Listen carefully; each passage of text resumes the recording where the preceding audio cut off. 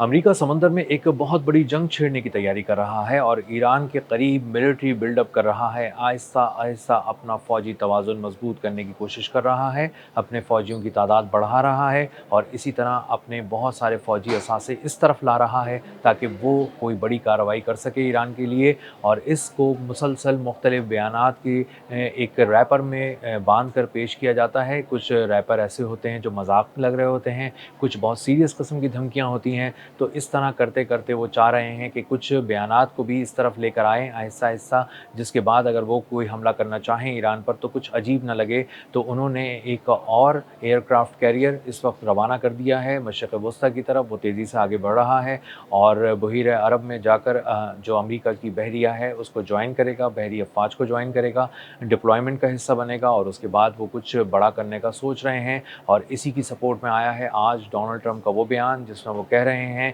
कि आबनाए हुर्मुज़ को वो अमेरिका का इलाका करार देंगे। अमेरिका का इलाका करार देने की बात उन्होंने बहुत ही दो टोक अल्फाज में की है, तेहरान को बराह रास्त मुखातिब करके की है और उन्होंने कहा है कि वो कुछ ऐसी प्लानिंग कर रहे हैं जिसके बाद वो अपनी ताकत दिखाएँगे। वो दिखाएँगे कि सुपर पावर अमेरिका है और अमेरिका के पास किस कदर फ़ौजी ताकत है, ख़ास तौर पे बहरी ताकत है, जिसके बल पर वो आबनाए हुर्मुज़ को छीन लेंगे ईरान से और अमेरिका का हिस्सा करार देंगे। तो आइंदा आबनाए हुर्मुज़ से अगर किसी को गुज़रना है तो ईरान के बजाय उसे अमेरिका से बराह रास्त बात करनी होगी और तेल की तिजारत भी खुल जाएगी। इसी तरह बहुत सारा तिजारती सामान आबनाए हुर्मुज़ को एक से दूसरी तरफ ले जाया जा सकेगा आबनाए हुर्मुज़ के और आबनाए हुर्मुज़ पार करना अब चैलेंज नहीं होगा। लेकिन इसके हवाले से ईरान ने भी बहुत सख्त बयान दिया है और आने वाले दिनों के अंदर एक बहुत बड़ी जंग यहाँ पर छिड़ती नज़र आ रही है। मेरा नाम अज़हर अली ख़ान है और आप देख रहे हैं आज की बात। अमेरिकी सदर डोनाल्ड ट्रंप के इस बयान के बाद कि वो आबनाए हुर्मुज़ को अमेरिका का इलाका करार देंगे, कुछ दिनों के अंदर इसका ऐलान कर देंगे। इसके बाद ईरान की जानिब से बहुत ही सख्त जवाब आ रहा है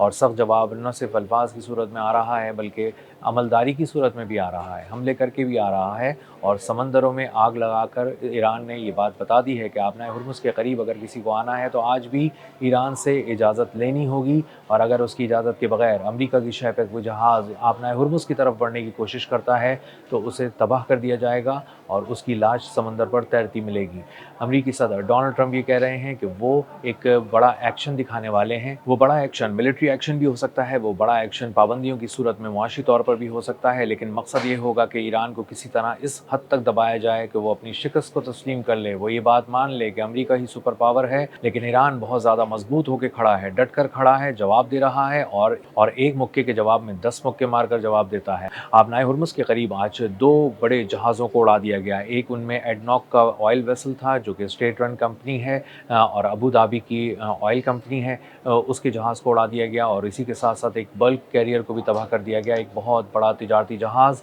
जो बहुत ज़्यादा सामान लेकर जा रहा था और उस पर कार्गो बहुत ज़्यादा लदा हुआ था, उसको निशाना बनाकर प्रोजेक्टाइल्स के ज़रिए मुख्तलिफ ज़ावियों से हमला करके उन दोनों को तबाह कर दिया गया। और ये पैगाम दिया गया अमेरिका को भी और तमाम किस्म के ममालिक को जिनका सामान आता है आबनाए हुर्मुज़ के करीब के यहाँ पर ईरान की गिरफ्त बहुत ज़्यादा मजबूत है और अगर किसी ने बगैर इजाज़त आगे बढ़ने की कोशिश की तो उसको तबाह कर दिया जाएगा। अमेरिका का बहरी बेड़ा जॉर्ज वाशिंगटन रवाना कर दिया गया है मशरिक़ वुस्ता के लिए और वो अब ज्वाइन करने जा रहा है अमेरिका की बहरिया को जो ऑलरेडी डिप्लॉयड है बहीर अरब में और इसके करीब-करीब वो आबनाए हुर्मुज़ की तरफ अपना स्ट्रॉन्ग होल्ड दिखाने के लिए आना चाहता है और उसको सहारा भी है अमेरिकी फ़िज़ाइया का। एक बहुत बड़ा हमला है जो प्लान किया जा रहा है ईरान के ऊपर और उसका मकसद सिर्फ ये है कि आबनाए हुर्मुज़ पर किसी तरह ईरान की जो मजबूत गिरफ्त है उसको तोड़ दिया जाए और उस पे इस तरह के हमले किए जाएँ, कुछ ऐसी अहम लोकेशंस पे जो फ़ौजी नौइयत की हैं उन पर हमला किया जाए, ड्रोन लॉन्चिंग साइट्स पे, मिसाइल साइट्स पे हमला किया जाए ताकि उनको तबाह कर दिया जाए। कमांड एंड कंट्रोल सेंटर को भी मुसलसल निशाने पर अमेरिका ने रखा हुआ है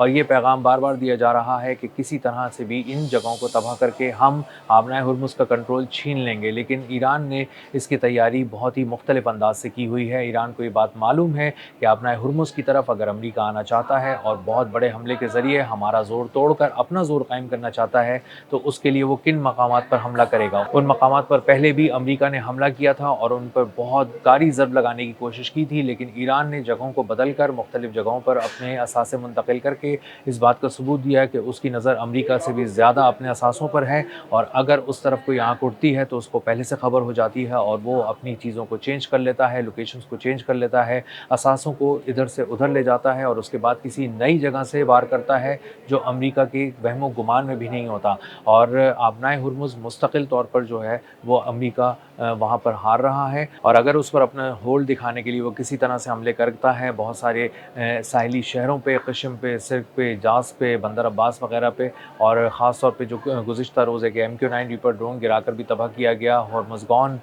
सूबे में, तो उसका मकसद यही था कि किसी अहम तरीन लोकेशन को उड़ाना था और उसके लिए MQ-9 रीपर ड्रोन भेजा गया था। लेकिन अब ये अच्छी तरह साबित हो चुका है कि MQ-9 रीपर ड्रोन हो, F-35 हो, F-15 के जदीद तरीन तैयारे हों या कोई और स्टेल्थ टेक्नोलॉजी की हामिल टेक्नोलॉजी अगर इस तरफ आती है तो ना सिर्फ वो देख ली जाएगी, लॉक कर ली जाएगी, बल्कि कामयाबी से निशाना बनाकर तबाह कर दी जाएगी। और जिस मिसाइल के ज़रिए की जाएगी वो मिसाइल भी स्पेशलाइज्ड मिसाइल होगा, वो सिर्फ उन्हीं के लिए बनाया गया होगा और सिर्फ उन्हीं के लिए फायर किया जाएगा, और एक स्पेशलाइज्ड और जदीद तरीन एयर डिफेंस सिस्टम से जो बहुत ही रिसेंटली अपडेट किया गया है, अपग्रेड भी किया गया है और इंटीग्रेट भी किया गया है पिछले सिस्टम्स के साथ, उनके साथ मिलकर ये कामयाबी से देखेगा भी और निशाना भी लगाकर उनको तबाह कर देगा। तो जो अमेरिका प्लान कर रहा है कि समंदर में एक नई जंग छेड़े क्योंकि वो ज़मीन पर नहीं उतर सकता, आबनाए हुर्मुज़ अब एक वाहिद जगह रह गई है जहाँ पर हमला करके अमेरिका कोई ना कोई पैगाम इस तरह का देने की कोशिश दुनिया को कर सकता है, तासुर देने की कोशिश कर सकता है कि वो समंदर में बड़ी जंग छेड़कर उसने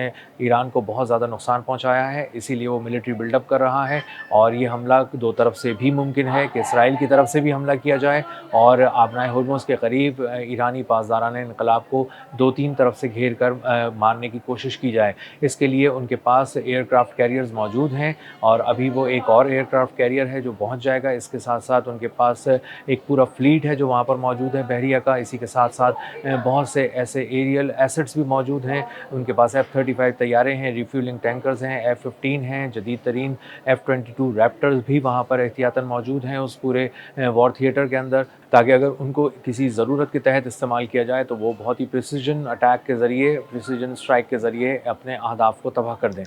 अमेरिका पिछले 5.5 माह से ही कोशिश कर रहा है कि किसी तरह वो कोई एक कॉम्प्रिहेंसिव ऐसी स्ट्रैटेजी बना ले जिसके ज़रिए वो आबनाए हुर्मुज़ पे ईरान का ज़ोर तोड़ सके, किसी एक ज़ाविये से ऐसा वार करे कि ईरान की जो गिरफ्त है उस पे वो ढीली पड़ जाए या फिर टूट जाए। लेकिन वो अब तक ऐसा करने में मुकम्मल तौर पर और यकसर तौर पर नाकाम रहा है। गो कि उसके 50,000 फ़ौजी उस तरफ डिप्लॉयड हैं। इसी के साथ साथ बहरी असासे, फ़िज़ाई असासे वहाँ मौजूद हैं। मशरिक़ वस्ता की कुछ एयर बेसिस से आज भी उसको थोड़ी बहुत मदद मिल सकती है। इसराइल के पास भी खासा मिलिट्री बिल्डअप किया जा चुका है, लेकिन अब भी अमेरिका की इतनी हिम्मत नहीं हो रही कि वो कोई एक अटैक ऐसा कर सके, क्योंकि उसके पास कोई ऐसी स्ट्रैटेजी, कोई ऐसी हिकमत अमली नहीं है जो मौसर साबित हो रही हो, जो वाकई काम दिखा दे, कोई जादू दिखा दे और ईरान का ज़ोर वहाँ पर टूट सके। और आबनाए हुर्मुज़ अब एक वाहिद जगह रह गई है, इसीलिए उसको गर्म करने की कोशिश की जा रही है, वहाँ उसको पानियों को महाज़ जंग में तब्दील करने की कोशिश की जा रही है। समंदर एक बार फिर गर्म हो रहा है। आबनाए हुर्मुज़, खलीज फ़ारस, खलीज ओमान की तरफ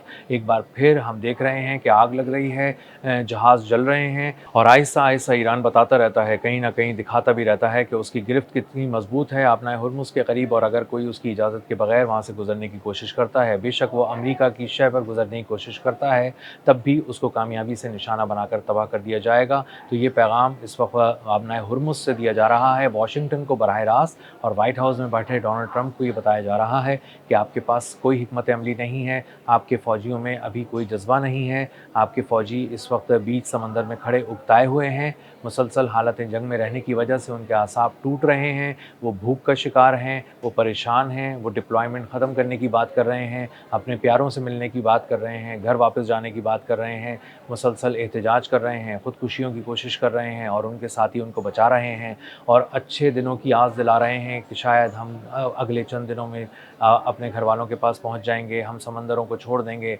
हमारे कदम दोबारा ज़मीन को छुएंगे और हम दोबारा एक उस दुनिया को देखेंगे जिस प्यारी सी दुनिया को हम छोड़कर अपनी ड्यूटी पे समंदर में आ गए थे और हमें 10 माह तक ड्यूटी पे रखा गया और हमें मुसलसल तकलीफ़ में रखा गया, हमें 2-3 माह का वादा करके 10 माह तक समंदरों में झोंक दिया गया, पलट कर किसी ने नहीं पूछा। तो इस वक्त ये उस फ़ौज का मोराल है जिसके कंधे पर रख कर ये जंग लड़ने की कोशिश कर रहे हैं डोनाल्ड ट्रंप और चाह रहे हैं कि किसी मिलिट्री बिल्डअप की सूरत में वो कुछ कर सकें, लेकिन असल में वो अपने असलहे की बुनियाद पे हर फैसला करते हैं। लेकिन जंग हथियारों से नहीं जीती जाती, वो हथियारों के साथ जज़्बों से जीती जाती है, जो मुसलसल अमरीकी फ़ौज के ज़वाल पज़ीर हो रहे हैं, गिर रहे हैं और अमरीकी फ़ौजी किसी तरह इस वॉर थिएटर से निकलने के लिए दुहाइयाँ दे रहे हैं।